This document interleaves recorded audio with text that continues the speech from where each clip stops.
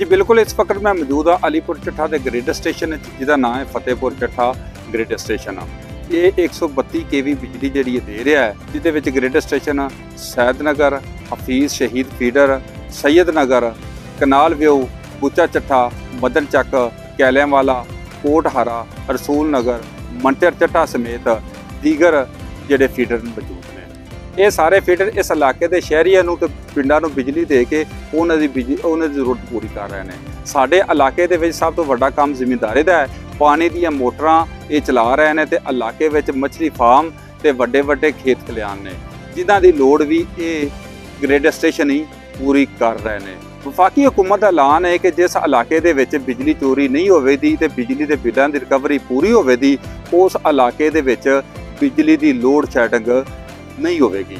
इस इलाके का गुजरांवाला ते अलीपुर चट्ठा वजीराबाद इस इलाके का आज़ाद है कि इत्थे सब तो ज़्यादा बिजली के बिलों की रिकवरी होंदी है ते और उस तो इलावा जनाब बिजली चोरी बहुत घट होंदी है। ते इस वास्ते इस इलाके विच लोड शेडिंग भी बहुत घट है। हुण वेखना है वे क्यों जो गर्मी वधेगी लोड शेडिंग वधेगी या इस तरह ही ये काम चलता रहेगा जी।